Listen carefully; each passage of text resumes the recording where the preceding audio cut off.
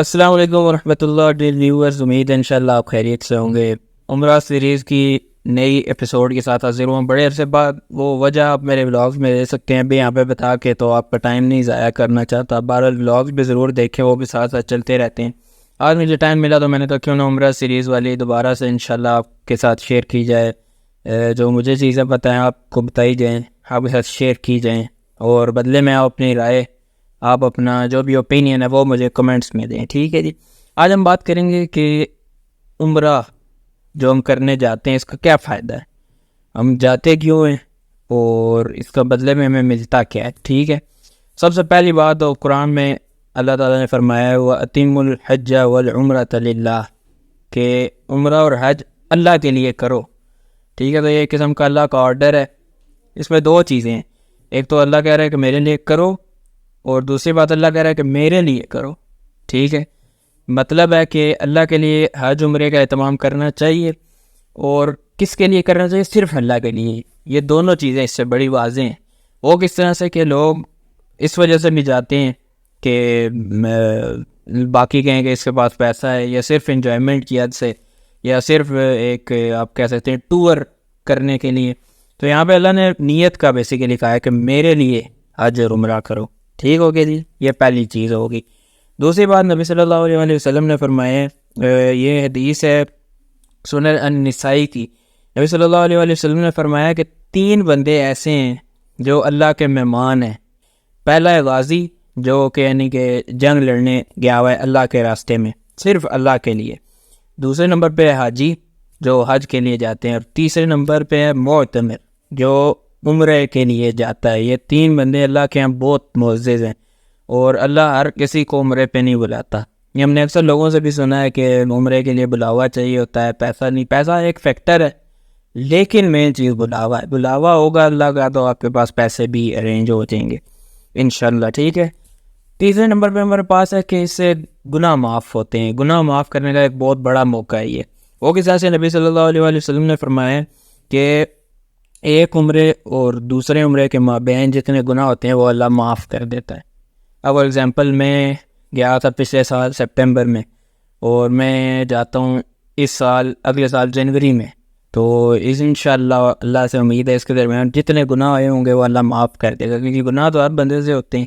میں یہ نہیں کہہ سکتا اس دوران میں نے کوئی گناہ نہیں کیا ہوگا۔ انسان گناہوں کا ایک پتلا ہے، اس کے ذریعے سے اللہ گناہ معاف کر دیتا ہے۔ چوتھے نمبر پہ جی اس سے ہمارا ایمان بڑھتا ہے۔ بالکل اسی طرح یہ ایک روحانی سفر ہے۔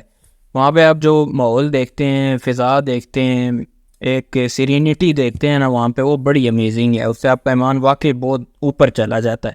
اب دیکھیں ہر بندہ اللہ کی عبادت کر رہا ہے، ہر رنگ، ہر نسل، ہر کنٹری، چھوٹا بڑا موٹا پتلا لمبا کالا گورا، ہر قسم کا وہاں پہ آپ کو آدمی نظر آئے گا۔ لیکن نماز کا ٹائم ہوتا ہے سارے ایک ہی صف میں کھڑے ہوتے ہیں۔ اس چیز سے آپ کا ایمان بڑھتا ہے کہ واقعی جو بھی جس طرح کا بھی بندہ ہے عبادت وہ اللہ کی کرے گا، اور یہاں سے ثابت ہوتا ہے کہ عبادت کے لائق صرف ایک اللہ ہے، ٹھیک ہو گیا جی۔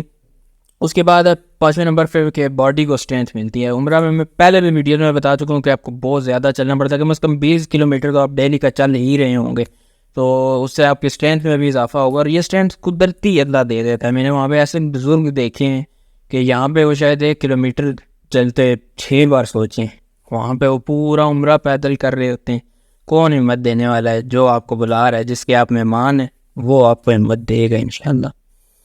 6 نمبر پہ کہ یہ غربت کو دور کرتا ہے۔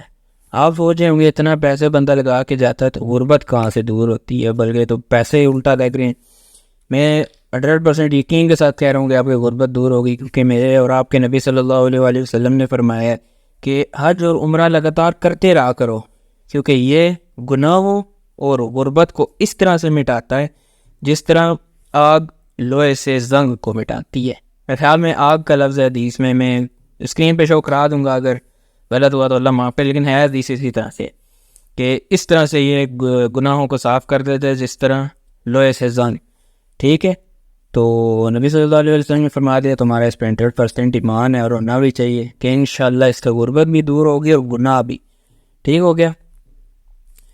اس کے بعد نبی صلی اللہ علیہ وسلم نے فرمایا کہ عورت کے لیے جو جہاد ہے وہ عمرہ ہے، عمرہ اور حج ہے، اس طرح کی ایک حدیث ہے، وہ بھی بارے میں آپ کو اسکرین پہ دکھا دوں گا. تو یہ ہم نے 6 سے 7 چیزیں ذکر کی کہ مین آپ ہر حدیث میں دیکھیں تو اس کا مقصد یہی ہے کہ انشاءاللہ آپ کے گناہ معاف ہوں گے، آپ کی غربت ختم ہوگی، اور اللہ کے آپ بہت قریب ہوں گے، آپ اللہ کے مہمان ہوں گے. ٹھیک ہے، یعنی کہ میں پہلے بھی ویڈیوز میں ذکر کر چکا ہوں جس میں نے بتایا تھا کہ آپ عمرہ اکنامکلی کس طرح کر سکتے ہیں، وہ یہاں پہ کلک کر کے ضرور دیکھیں اگر نہیں دیکھی. کہ اگر اللہ آپ کو بلا رہا ہے، آپ اس کے مہمان ہیں اللہ کے. آپ اپنے گھر کسی مہمان کو بلاتے ہیں تو اسی طرح چھوڑ دیتے ہیں، آپ اس کا بیٹھنے کا خیال کرتے ہیں، اس کے کھانے کا، اس کے پینے کا. اگر وہ آپ کے پاس رہ رہا ہے تو آپ اس کی رہائش کا مطلب میکسیمم آپ اس کو کمفرٹ لیول پہنچاتے ہیں، کیونکہ وہ آپ کا مہمان ہوتا ہے. تو آپ بادشاہوں کے بادشاہ اللہ کے مہمان ہیں. ٹھیک ہے، تو وہ کس طرح سے آپ کو چھوڑ سکتا ہے؟ تو بس اللہ سے 100% یقین کے ساتھ مانگا کریں کہ وہ انشاءاللہ مجھے بلائے گا. اس یقین سے دعا کیا کریں کہ اللہ ہمیں عمرے حج کے لیے بلائے، جلد از جلد بلائے. ٹھیک ہے، دعا کے کوئی پیسے نہیں ہے، دعا فری ہے، اور دعا مومن کا ہتھیار ہے. جو دعا نہیں کرتا اللہ بھی اسے ناراض ہوتا ہے. تو دعا کو ایز اے ہتھیار یوز کریں، اللہ سے التجائیں کریں، مانگیں. ٹھیک ہے، اور انشاءاللہ اللہ آپ کو بلائے گا، اور جب بلائے گا تو پھر آپ دیکھیں گے، خود محسوس کریں گے کہ آپ واقعی میں اللہ کا مہمان ہو. جو آپ وہاں پہ پروٹوکول محسوس کریں گے، جو آپ کے سامنے معجزات ہوں گے، یہ بیان ہے بل اس طرح سے نہیں ہے. بس جو بندہ ایکسپیرینس کرتا ہے اسی کو پتہ ہوتا ہے. بہرحال یہ آج ہم نے عمرہ کے فائدے ذکر کیے، اور بیچ میں حج کے بھی تھوڑے بہت کر دیے. ٹھیک ہے، تو ضرور اللہ کے لیے کریں، میکسیمم ایفرٹ کریں. ملتے ہیں آپ سے نیکسٹ ویڈیو میں. دوسروں کے ساتھ ضرور شیئر کریں انشاءاللہ. باقی اس عمرہ سیریز والی ویڈیوز بھی بہت امپورٹنٹ ہے، ساتھ ولاگس کو بھی دیکھیں. اللہ حافظ.